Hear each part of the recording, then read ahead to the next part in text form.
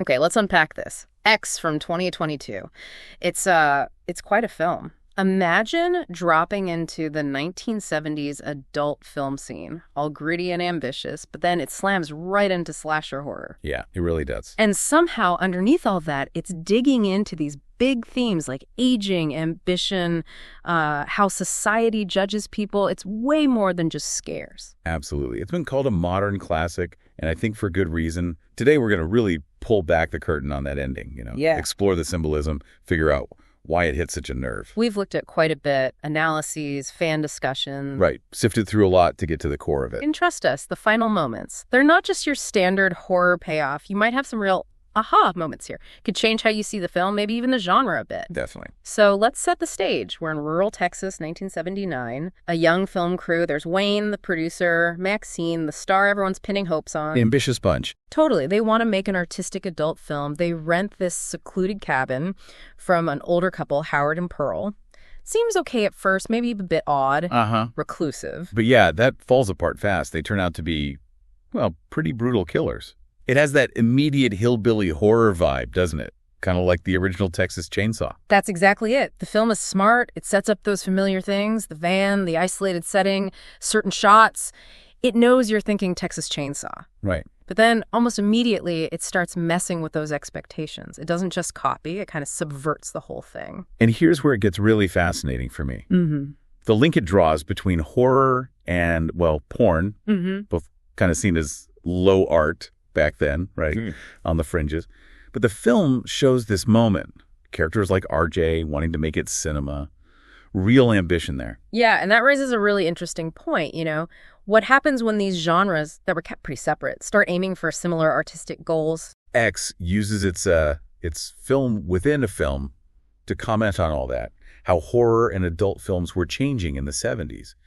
And crucially, the characters making the porn, they're not just fodder. They have dreams, problems, depth. Which makes what happens to them feel heavier somehow. Exactly. They're taking risks, not just physically, but for their art, their careers. Okay, let's get to the core conflict, this mirroring between Maxine and Pearl, both played by Mia Goth. It's amazing. It really is. You've got Maxine young, confident, hungry for fame, and then Pearl just consumed by what she's lost her youth, her sexuality, her looks. It's such a powerful contrast. And Pearl's rage. Yeah. It's not just religious, even with that televangelist constantly on the TV in the background. Right. That's almost like background noise to her real issue. Exactly. It feels much more rooted in this deep resentment, this jealousy of youth, of desires she can't fulfill anymore. She literally wants what Maxine has. That vibrancy. Yeah.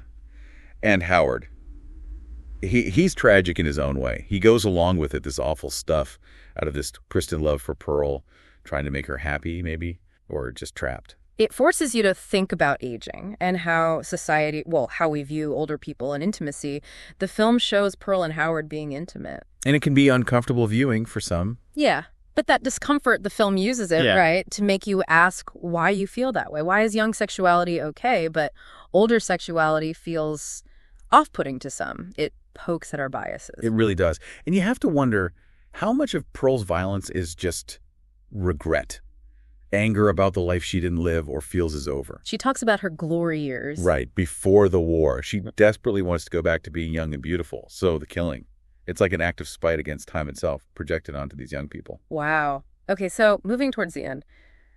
The foreshadowing in this film is just packed in. Oh, it's brilliant. You rewatch it and you see clues everywhere. Like Wayne saying, people's eyes will pop out their heads about the movie. And then, his actual death. Grimly literal. Or Bobby Loon walking past that billboard with the alligator. Foreshadowing her own end in the swamp. It's meticulously planned. Even Howard mentioning his weak heart pays off. Yeah, that's how he dies. Not even directly killed by them, but from fear, basically. Frightened by Lorraine's death rattle, yeah. And that detail about Howard's shotgun not being loaded. Comes back right when Maxine needs it. Finds it empty. Exactly. And even the killer's deaths are kind of anticlimactic in a way. Howard's heart attack. Pearl breaking her hip from the shotgun recoil. It avoids typical slasher payoffs. It really does. Which leads us to that final showdown. Maxine versus Pearl. Maxine tries the shotgun empty. Pearl fires, misses Maxine, hits the mirror behind her, shatters it. What is going on there? Okay, that shattered mirror. It's loaded with symbolism, right? Seems like it. It's like Maxine is literally shattering the image of what she fears becoming. Pearl's that fear, the fear of aging, losing desirability, becoming bitter. So breaking the mirror is breaking that fear. I think so, yeah. And then the final act, driving the van over Pearl's head. It's brutal, but symbolically, it's crushing that fear. Yeah. Allowing her to quite literally drive away from it into her future. And it's Mia Goth's young character killing her old character. Exactly. It's like this really visceral take on the life cycle, the new surviving the old, a dark look at mortality, maybe. Then the police arrive. They find the camera. So the truth about Howard and Pearl comes out, presumably. Right. Their secret's out. But then the final twist, we find out Maxine is the daughter of that televangelist, the guy railing against deviants and sex beings on TV the whole time. Boom. Yeah. That just adds this huge layer of irony. Hypocrisy, really. Totally. Because Maxine is the opposite of the typical final girl, right? Sure. She's in porn, she's ambitious, she owns her sexuality.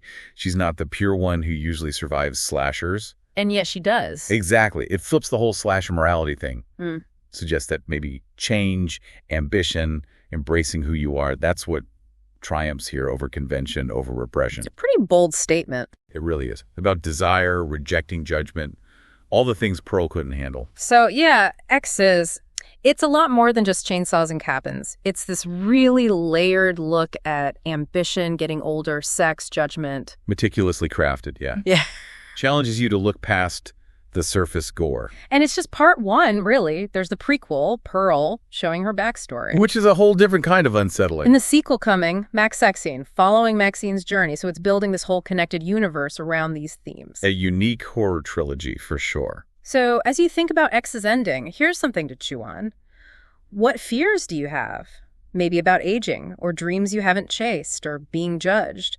Could those fears, if you don't face them, curdle into something destructive, like Pearl's rage? It's a powerful thought. And what would it take for you to, metaphorically crush that fear, to drive forward into your future, whoever you are?